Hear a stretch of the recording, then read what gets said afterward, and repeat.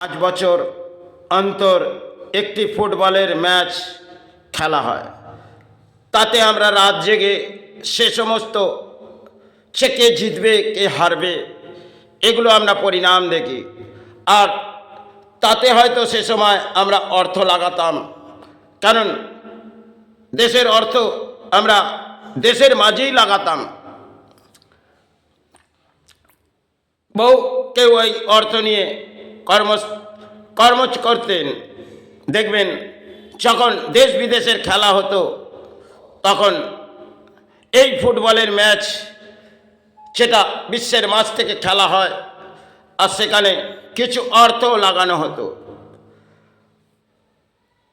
আর মানুষ রাত জেগে সেই ম্যাচ দেখতেন।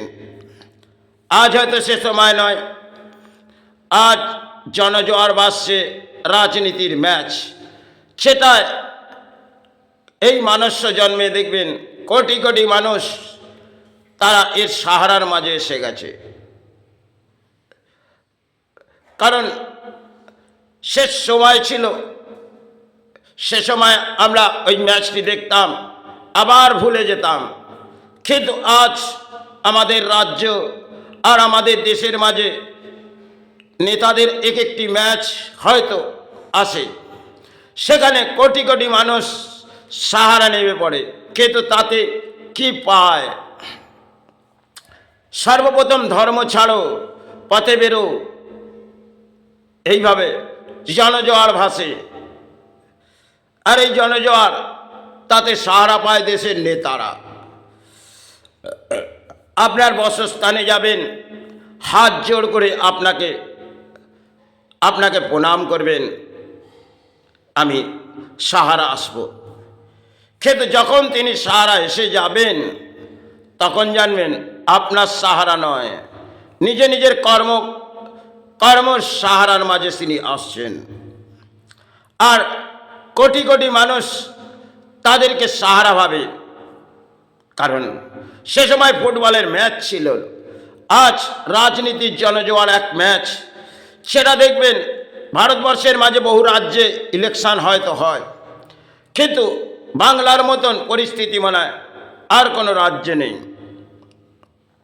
কারণ বাংলার পরিকাঠামো ভেঙে পড়েছে।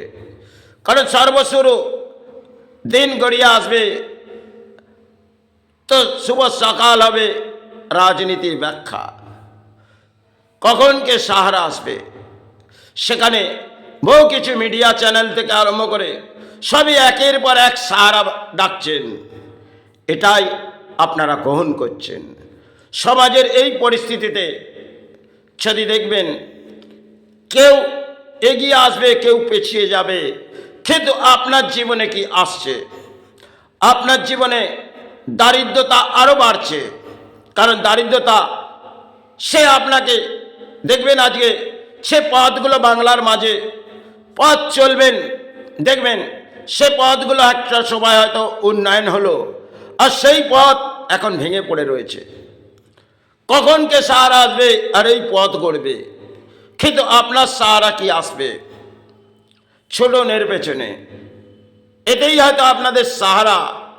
ধর্ম ছাড়ুন, কারণ তারাই সব থেকে বড় বড় ধর্মের মহান এসে গেছে, তাদেরকে প্রণাম জানান। তারা আপনার দরজায় আসবেন, তারাই আপনাদের ভগবান, তারাই আপনাদের আল্লাহ। কারণ দেখবেন স্থানের মাঝে প্রবেশ করবে আর তার নিয়ম রুলস কিছু মানবে না, এটা দেশের নেতারা, আর জনগণ সেটাকে মেনে নেবে। এই ধরনের বাংলা, সে বাংলাকে আর মনে হয় এই বাংলাতে থাকা যায় না। কারণ সাধনা সেটা বিশ্ব ব্রহ্মাণ্ডের মাঝে হওয়া উচিত, কিন্তু এই বাংলায় বসে কামনা মনে হয় এই বাংলার করা আর যায় না। কারণ পরিস্থিতি বাংলার ভেঙে পড়েছে। কারণ বাংলায় আমি ধর্মের প্রচার দেখেছি, সে সময় করোনা কাল এসে গেল, তার বহু কিছু আগে ব্যাখ্যা করেছিলাম, কিন্তু সমাজ গ্রহণ করবেন না। এটা হয়তো আমার আত্মবৃত্তির মাঝে লেগেছিল, আমি ব্যাখ্যা করেছিলাম। তারপরেই দেখলাম একটি প্রলয় যেটা হচ্ছে করোনা কাল, সেটা ধর্মের প্রচার যখন দুটি রাজ্যের মাঝে করলাম, সেখানে বহু কিছু বুঝলাম। কারণ এই সমাজে ধর্ম সে হয়তো তলানিতে চলে গেছে। কারণ যখনই আপনি অর্থনীতিবিদদের কাছে যাবেন, আপনার কাছে কিছু চিরকুট নিয়ে গেলেন, তাতে কিছু আইনসম্মত নেই, আপনি ধর্মের আশ্রয় নিয়ে বসে আছেন, আর আপনারা তাকে সেই চিরকুটের মাঝে কিছু সাহারা রাখতে হবে। এটাই জানবে বাংলায়। কারণ যদি কোনো সিম্বল আপনার থাকে, তাহলে জানবেন আপনি সাহারার মাঝে আছেন। আর যদি আপনার সিম্বল না থাকে, আপনি সাহারার মাঝে নেই। বাহ, এটাই মনে হয় বাংলা। তাই সে সময় আমি ব্যাখ্যা দিয়েছিলাম। তারপরে জীবনে কি ঘটলো সেটা ভাই জানে। কিন্তু আজ যে বাংলার পরিস্থিতি দেখছি, তাতে মনে হয় সমাজের দুর্ভাগ্য আরও নেমে আসছে। কারণ কে আসবে কে যাবে, কেউ উঁচুতে উঠবে আর কেউ নিচু স্তরে যাবে। দেখবেন একটি বিমান, তিনি উপর স্তরে আসছে, আবার কিন্তু তাকে নিচু স্তরে আসতে হবে। এটাই জানবে রাজনীতিতে। তাই বহু কিছু হয়তো আজকে অট্টালিকা উঁচু উঁচু জায়গায় প্রবেশ করছি, কিন্তু যখন আমার কায়া ত্যাগ হবে, তখন কিন্তু নিচু স্তরই আমার জায়গা। আজ সে পরিস্থিতিতে বাংলার মানুষ হেঁটে চলেছে, তাতে মনে হয় এই বাংলার দুরবস্থা আর দেশের দুরবস্থা ভেঙে পড়েছে। তাই সেই পথেই ছুটুন, যাতে আপনারা সাহারা পাবেন।